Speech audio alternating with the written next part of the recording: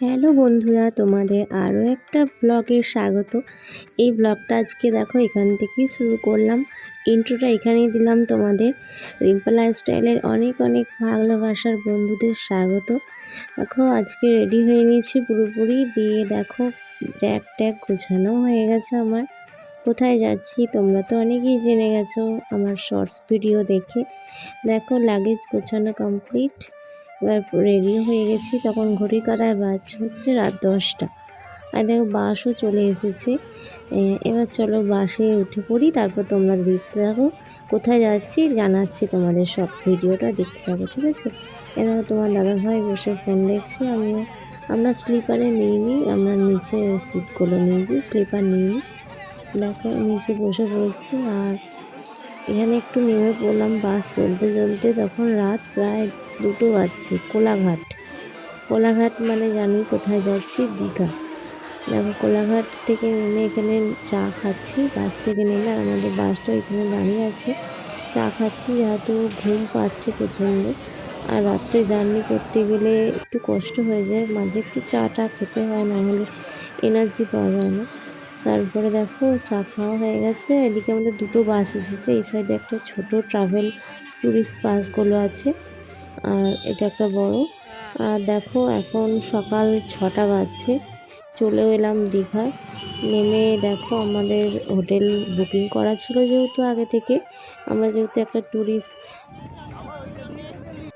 Agency থেকে এসেছি, তাই জন্য দেখো সবাই হোটেলের মধ্যে ব্যাগ ট্যাগ রেখে দিয়ে এবার চলো একটু প্রথম সমুদ্রকে দেখে আসি, যার জন্য আসা। মেনলি সমুদ্র যতবারই যাই ততবারই যেন একটা ভালোবাসার জায়গা। আমার সমুদ্র ভীষণ ভালো লাগে, পাহাড়ের থেকেও। তাই চলো একটু সকাল সকাল দেখো বেরিয়েও পড়লাম। রুম থেকে জাস্ট ফ্রেশ হয়েও নিই, যা সমুদ্রটা দেখবো বলে একটু বেরিয়ে পড়লাম। তোমার দাদাভাই, এদিকে আমার ননদের মেয়ে মানে ভাগ্নি, আমি 4 জনে মিলে যাচ্ছি, ঠিক আছে? দেখো তোমার দাদাভাই কিন্তু এটা স্নান করার জন্য এনেছিল, একবারে পুরোপুরি ড্রেস চেঞ্জ করে নিয়েছি, যেটা রাত্রে যেহেতু যে শার্টটা পরেছিল চেঞ্জ করে একবারে পরে নিয়েছি। আর এদিকে আমার ভাগ্নি আর আমি বকবক করছি দুজনেই রাস্তায়। দুজনে কি বকবক করছিলাম দেখো। ও বলছে যে তুমি ক্যামেরাটা এরকম করে ধরছো কেন, স্ট্যান্ডে লাগাওনি কেন মাম্মা, এমনি কথা বলছি। আর এদিকে রোদ উঠে গেছে, তখন দেখো হালকা হালকা রোদ। আর যত দেখো সমুদ্রের কাছাকাছি আসি তত কি দারুণ পরিবেশটা না, সকালের কি সুন্দর একটা মনোমুগ্ধকর পরিবেশ। এই সমুদ্রের অতুলনীয় একটা হাওয়া, যে হাওয়াটা আর কোথাও পাওয়া যায় না, একটা দারুণ খুব সুন্দর জায়গা। আর দেখো সবাই অনেকেই ভিড় করেছে, দেখতে পাচ্ছ সকাল সকাল। আর এই সমুদ্রের ধারে বেড়াতে এসেছে অনেকেই। আর দেখো আমরা সমুদ্রের ধারে প্রায় চলে এসেছি। ওই যে দেখা যাচ্ছে আমাদের সমুদ্রের অনেক কাছে যাচ্ছি যাতে তত দেখো হাওয়া দিচ্ছে কি সুন্দর। আর দেখো এদিকে পরিবেশটা যেহেতু পরিষ্কার পরিচ্ছন্ন রাখাটাও আমাদের একটা দায়িত্ব। দেখো এখানে ঝাড় দিচ্ছে, আর দেখতে পাচ্ছ কত লোকে ভিড় হয়েছে, কত মানুষ সমুদ্রকে দেখতে এসেছে সকাল সকাল। আর এদিকে দেখো জাহাজ নামছে, যে ছোট ছোট যে স্পিড বোটগুলো মানে চলে সেগুলো নামছে দেখলাম, কিছু মাথায় করে নিয়ে যাচ্ছে। সেই স্পিড বোটগুলো যাতে নামানো হচ্ছে সকালবেলায়। আর দেখো আমরা সমুদ্রে নেমে পড়লাম জলেতে নেমে এবার চলো তোমরা দেখতে থাকো। সমুদ্র তো কার কার আমার মতো ভালোবাসার একটা জায়গা, সমুদ্রকে কার কার ভালো লাগে অবশ্যই জানিও। আর কার কার পাহাড় ভালো লাগে সেটাও জানিও তোমরা কমেন্টে, ঠিক আছে? সূর্য ওই দিক থেকে দেখছো জলের উপর পড়ছে, একটা কি দারুণ লাগছে না?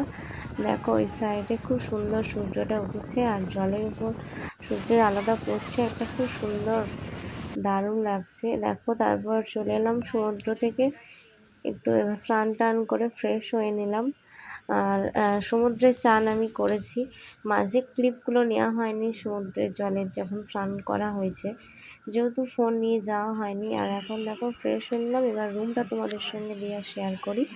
হোটেলের রুমটা এই যেহেতু এসেছি সেভাবে এখনও গোছানো হয়নি। এদিকে একটা দেখতে পাচ্ছ বক্স দিয়েছে দেওয়ার সিস্টেম, জিনিসপত্র রাখার জন্য। উপরে টিভি রয়েছে, টিভি চালু রয়েছে, দেখছিলাম আমরা টিভি যেহেতু। আর এই সাইডে দেখো বোতল রেখেছি, চশমা টুকটাক জিনিসপত্র আছে। আর এই সাইডে দেখো লাইট জ্বলছে আর এসি রয়েছে এই সাইডে। যার এসি কানেকশন নেওয়া দরকার সে এসি নেবে। এই সাইডে একটা সোফা আর ওই সাইডেও একটা টেবিল আছে হাতের কাছে, ফোন টোন চার্জ দেওয়া কিছু রাখার জন্য। এদিকে ব্যালকনিতে জামা প্যান্ট শুকানোর জন্য তার লাগানো আছে যথেষ্ট পরিমাণে। মোটামুটি রুমটা খুবই ভালো, খারাপ নয়। আর যেহেতু আমরা ট্রাভেল এজেন্সি থেকে এসেছি, ট্রাভেল এজেন্সি থেকেই সমস্ত ব্যবস্থা করে দিয়েছে। আমরা এখানে কোনো দায়িত্ব নিতে হয়নি, সমস্ত কিছু ট্রাভেল এজেন্সি দিয়েছে, খাওয়া দাওয়া থেকে শুরু করে এ টু জেড সব কিছু। আর তারপরে দেখো খাওয়া দাওয়া করতে চলে আসলাম, যেহেতু খিদে পেয়েছে অনেকক্ষণই হলো। খাওয়া দাওয়ার জন্য দেখো বসে পড়েছি। আজকে দুপুরে লাঞ্চে কী আছে অবশ্যই তোমরা দেখলে। তারপর দেখো আবার একটু রুম থেকে এসে ফ্রেশ হয়ে নিলাম রুমে। বিকালে যখন 4টে বাজছে, এবার বেরোবো আশেপাশে কিছু ট্যুরিস্ট যে জায়গাগুলো রয়েছে, মন্দির, এই সমস্তগুলো ঘুরতে। তোমার দাদাভাইও রেডি হয়ে গেছে, আমিও রেডি হয়ে গেছি। কেমন লাগছে আমাদের দুজনকে অবশ্যই কমেন্টে জানিও। ভালো লাগছে নাকি তোমাদের, কেমন লাগছে অবশ্যই জানিও। আমি একটু ঢং করছিলাম এর মধ্যে দেখানোর জন্য যে কেমন লাগছে আমাকে। তোমরাকে বললাম একটু ক্যামেরাটা ধরে আমাকে দেখাও তো কেমন লাগছে। ওকে জিজ্ঞাসা করছে আমাকে কেমন লাগছে, ও বলছে ভালো না। দেখতে পাচ্ছি সবাই বেড়াতে বেরিয়ে পড়েছে। এটা আমাদের হোটেলের সামনে রাস্তা, মেন যে রাস্তা, সে মেন রাস্তার দিকে জাহাজ বাড়ি, সেই জাহাজ বাড়ির সামনেই আমরা হোটেল নিয়েছি। একদম সামনেই মার্লিন হোটেল, মার্লিন হচ্ছে মানে এখানে গন্তব্য আমাদের হোটেল মার্লিনে। এরপর চলো বেরিয়ে পড়ি, টোটোর জন্য দাঁড়িয়ে আছি। টোটো এলে আমরা বেরিয়ে পড়বো। দেখো চেপেও পড়েছে, আমাদের টোটো চলে এসেছে। আমার ভাবনা, এটা তো আমার ননদকে অনেকেই দেখেছো, এটা আমার ননদের মেয়ে ভাগ্নি। আর দেখো আমি, চারজনে। আর যাবে হচ্ছে আমার নন্দাইয়ের জন্যই অপেক্ষা করছি। নন্দাই কোনো রুম থেকে নেমে আসেনি, আর তোমার দাদাভাই। আমরা এই 6জন মিলে যাচ্ছি। আর হোটেলটা তোমাদেরকে আরেকটু ভালো করে দেখিয়ে দিচ্ছি একদমই সামনে। এটা কোনো প্রমোশনাল ভিডিও নয়, অনেকে মনে করো না আমার কোনো প্রমোশনাল ভিডিও। দাদাভাই দেখো চলে এসেছে, কিন্তু আমার নন্দাই ওই যে আসছে, তার জন্যই ওয়েট করছি। এবার দেখো বেড়াতে বেরিয়ে পড়েছি। আর বাইরের পরিবেশটা কি সুন্দর না, খুব দারুণ পরিবেশটা। দেখতে দেখতে দেখো আমি গাড়ি থেকে এবার দেখছি বাইরের পরিবেশটা। তোমরাও দেখতে থাকো পুরো ভিডিওটা, কেউ মিস করো না। দীঘার সমস্ত ভিডিও আমি পার্ট করে দেওয়ার চেষ্টা করছি, যতটুকু সম্ভব হচ্ছে দেওয়ার চেষ্টা করছি। প্লিজ তোমরা অবশ্যই ভিডিওগুলো দেখতে থাকো। আর পার্ট 1, পার্ট 2, পার্ট 3 এইভাবে আমি ভিডিওগুলো পোস্ট করছি, যাতে তোমাদের দেখতে অসুবিধা না হয়। ঠিক আছে বন্ধুরা, অবশ্যই পুরো ভিডিওটা দেখো। এবার দেখো আমরা পেরিয়ে পড়লাম, এটা হচ্ছে উড়িষ্যার বর্ডার পড়ে গেছে। এরপর থেকে সমস্তটাই উড়িষ্যার বর্ডার পড়ে গেছে। দীঘার পর দেখো পেরিয়ে আসলাম। আর এখানে দেখতে পাচ্ছ, এখানে সমস্ত বাইরে থেকে যে সমস্ত বাসগুলো আসে, ট্যুরিস্ট বাসগুলো, সেগুলো এখানেই স্ট্যান্ড করে। এরকম সমস্ত বাস দাঁড়িয়ে আছে, কলকাতা, শিয়ালদা, বিভিন্ন জায়গা থেকে এসেছে, কাঁথি, সব বিভিন্ন জায়গার বাস এখানটা স্ট্যান্ড করে গেছে।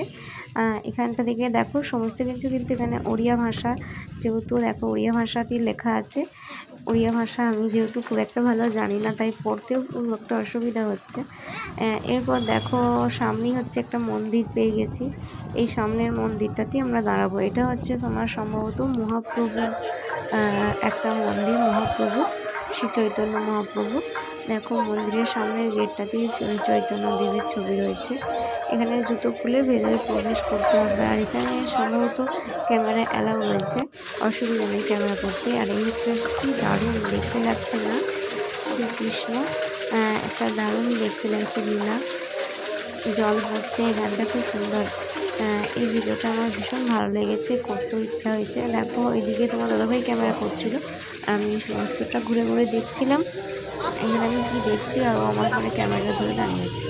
আর এই দেখো এখানে শ্রী চৈতন্যদেবের মন্দিরটা হচ্ছে, এটাই মন্দির, এই যে মহাপ্রভু। আর এখানে একটা গাছ দেখতে পেলাম, গোলাপ গাছ। এই গোলাপ গাছটার কালারটা গোলাপের দারুণ, সাদাও ছিল এর সঙ্গে। দেখো কিছু সাদা গোলাপও ফুটেছে নিচেরটায়। সাদা গোলাপগুলো দেখতে কি সুন্দর লাগছে না, এক ঝাঁক, খুব সুন্দর লাগছে। আর সাদা কালার তো খুব ভালো লাগে দেখতে। এইটা হচ্ছে শ্রী চৈতন্য মহাপ্রভু সেই মূর্তি। এটাই হচ্ছে এখানে মহাপ্রভুকে পুজো দেওয়া হয়। তারপর এখান থেকে সবাই প্রসাদ নিচ্ছে, চান জল।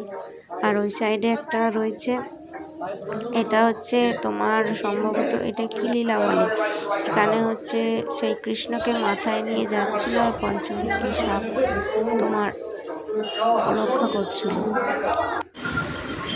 এরপর এখান থেকে বেরিয়ে পড়লাম, বেরিয়ে দেখো এরপরে গন্তব্যে যাওয়ার জন্য এখানে নন্দা রয়েছে, দিদিভাই রয়েছে, ভাতনা সবাই রয়েছে। এরপরের মন্দিরটা হচ্ছে তোমার রাধা গোবিন্দ, এটা একটা রাধা গোবিন্দর মন্দির। সামনেটা খুব সুন্দর, মঞ্চটা মন্দিরের সামনে দেখো খুব সুন্দর লাগছে না, এর ভেতরে ক্যামেরা এলাও নেই। এরপর দেখো এখান থেকে বেরিয়ে এখানে কিছু মেলা বসেছে, মাটির জিনিস বিক্রি হচ্ছে, খুব সুন্দর সুন্দর মাটির জিনিস। এটা হচ্ছে তোমার একটা মহাদেবের মন্দির, বহু প্রাচীন মহাদেবের মন্দির। এই মন্দিরটা থেকে মাটির তলা থেকে মহাদেব স্বয়ং উঠে এসেছিল এই মন্দিরটা। আর এই মন্দিরটা খুব বড় একটা মন্দির, উড়িষ্যার বর্ডার যেহেতু পড়ে গেছে এই মন্দিরটা উড়িষ্যার মধ্যেই পড়ছে। আর এই মন্দিরটাতে দেখবে, চলো মহাদেবকে তোমাদের অবশ্যই দেখাবো। তার আগে মন্দিরটা একটু দেখিয়ে নিচ্ছি তোমাদের সঙ্গে। এই দেখো মহাদেব, স্বয়ং মহাদেব মাটির তলায় দেখো সাপ আছে, ভাষাতে বুঝতে পারছি না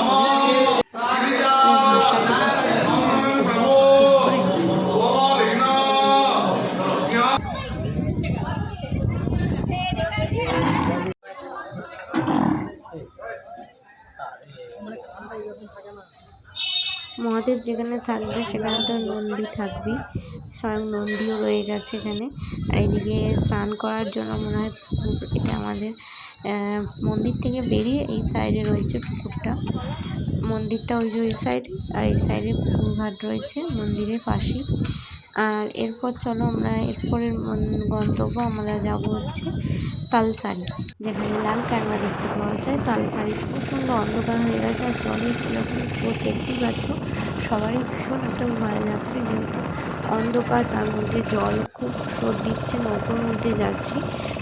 এটা একটা অ্যাডভেঞ্চার বলতে পারো, খুব সুন্দর, ভয়ও লাগছে তার মনের মধ্যে। এদিকে দেখতে পাচ্ছ ঘরের ফ্ল্যাশ ধরে ভিডিওটা চলছে, কারণ প্রচণ্ড অন্ধকার হয়ে গেছে। আর জলের যেরকম ঢেউ, তার মধ্যে এই নৌকোটা চলছে, তার মধ্যে গায়ে জল পড়ে যাচ্ছে, স্রোতের জল।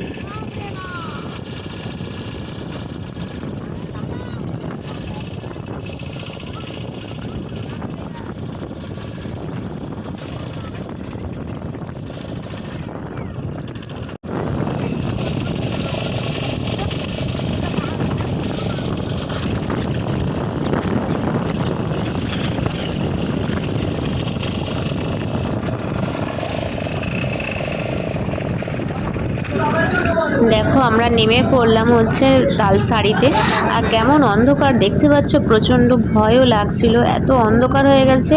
আর দেখো প্রচণ্ড জলের ঝাপট আসছে, জলও চলে আসছে, অনেকটা সমুদ্রের জল চলে এসেছে বাড়ির কাছাকাছি। আর দেখো একটা লাল ক্যাংড়া দেখা অবশেষে ফাইনালি পেলাম, দেখে ভীষণ খুশি হলাম যে এত কষ্ট করে এসেছি এতটা দূর সমুদ্রের জল পার করে। যাই হোক লাল ক্যাংড়াটা দেখতে ভালোই লাগছে। আর অনেক এখানে এরকম প্রচুর লাল ক্যাংড়া আছে, তোমরা যারা যারা গেছো তারা তো জানো। আর অন্ধকারে দেখো আমরা কীভাবে ছুটে ছুটে যাচ্ছি, নৌকো ওই ধারে দাঁড়িয়ে আছে, শুধু এই একটাই নৌকো, এটা করে আমাদেরকে সমুদ্রের ওপারে যেতে হবে, আমাদের যেখানে গন্তব্য ওখানে আমাদের দেখো যাওয়ার জন্য তাড়াতাড়ি করে ডাকছে নৌকা থেকে।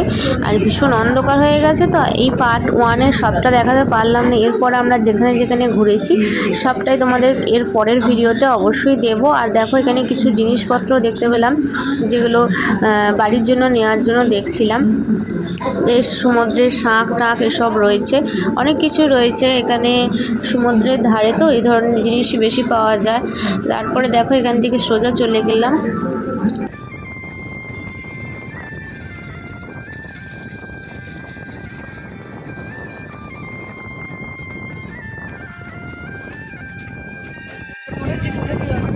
যেগুলো তুলেছিলে